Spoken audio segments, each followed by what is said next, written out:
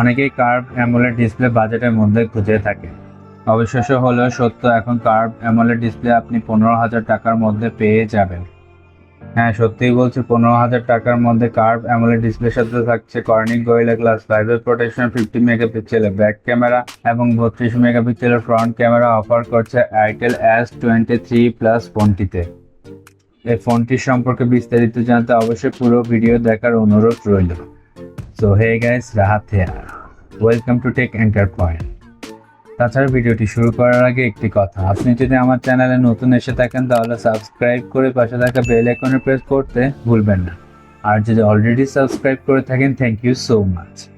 As always প্রথমেই শুরু করছি এই ফোনটির বিল্ড কোয়ালিটি এবং ডিজাইন সম্পর্কে।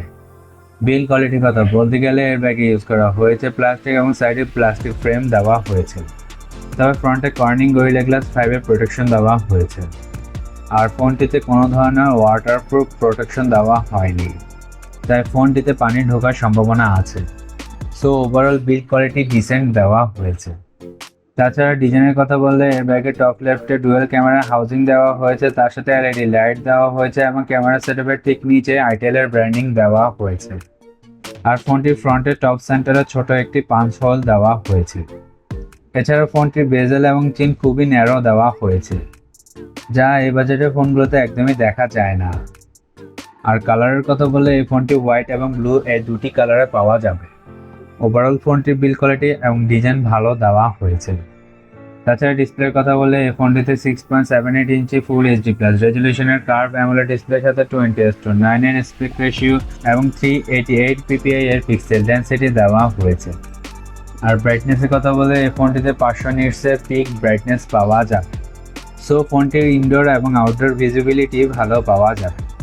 তাছাড়া ফোনটির ডিসপ্লেতে আইফোনের ডাইনামিক আইসল্যান্ডের মতো ডাইনামিক বার দেওয়া হয়েছে, যার মাধ্যমে যে কোনো ধরনের নোটিফিকেশন দেখা যাবে, যা এই বাজেটের ফোনগুলোতে একদমই দেখতে পাওয়া যায় না। আর রিফ্রেশ রেটের কথা বললে এই ফোনটিতে 60 হার্টসের রিফ্রেশ রেট দেওয়া হয়েছে। হয়তো 60 হার্টসের রিফ্রেশ রেটের কথা শুনে অনেকেরই ভালো লাগেনি, যেহেতু কার্ভ ডিসপ্লে এবং ডাইনামিক বারের মতো ফিচার দেওয়া হয়েছে, তাই এতটুকু কম্প্রোমাইজ তো করাই যায়।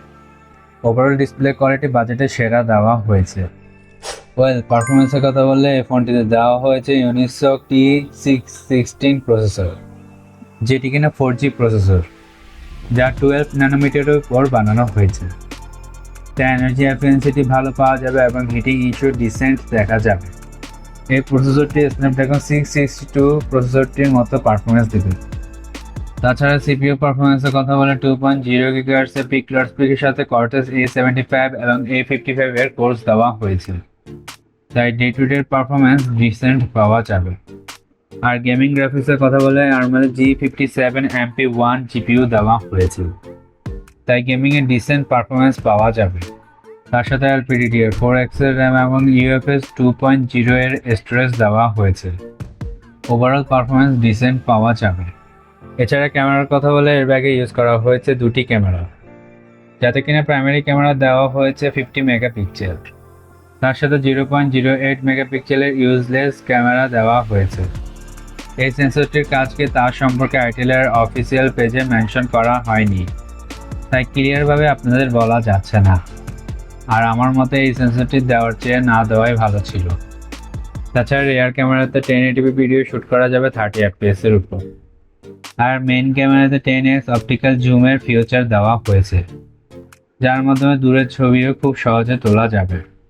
তাছাড়া ফ্রন্ট ক্যামেরার কথা বলে এর ব্যাগে ইউজ করা হয়েছে 32 মেগাপিক্সেলের সেলফি ক্যামেরা। আর ফ্রন্ট ক্যামেরাতে 1080p ভিডিও শ্যুট করা যাবে 30 fps এর উপর।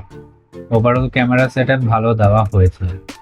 এছাড়া ব্যাটারির কথা বলে এতে ইউজ করা হয়েছে 5000 mAh এর ব্যাটারি, তাই হেভি ইউজে ব্যাটারি ব্যাকআপ একদিন আরামসে চলে যাবে। তার সাথে ব্যাটারিকে চার্জ করার জন্য 18 ওয়াটের ফাস্ট চার্জার বক্সে দেওয়া হয়েছে। সো ওভারঅল ব্যাটারি ভালো দেওয়া হয়েছে। আর টাইপ সি পোর্ট দেওয়া হয়েছে, কিন্তু 3.5mm এর অডিও জ্যাকের কানেকশন দেওয়া হয়নি। আর সেন্সরের কথা বলে আন্ডার ডিসপ্লে ফিঙ্গারপ্রিন্ট স্ক্যানার দেওয়া হয়েছে এবং ফেস আনলক দেওয়া হয়েছে। এই বাজেটে আন্ডার ডিসপ্লে ফিঙ্গারপ্রিন্ট স্ক্যানার দেওয়াটা অনেক প্রশংসনীয়। তাছাড়া এই বাজেটে এনএফসি সহ সব ধরনের সেন্সর দেওয়া হয়েছে। আর Android 13 আউট অফ দ্য বক্সে পাওয়া যাবে, সাথে itel OS 13 এর সাপোর্ট দেওয়া হয়েছে। তাছাড়া স্পিকারের কথা বলে এই ফোনটিতে সিঙ্গেল স্পিকার দেওয়া হয়েছে, তাই সাউন্ড কোয়ালিটি ডিসেন্ট পাওয়া যাবে।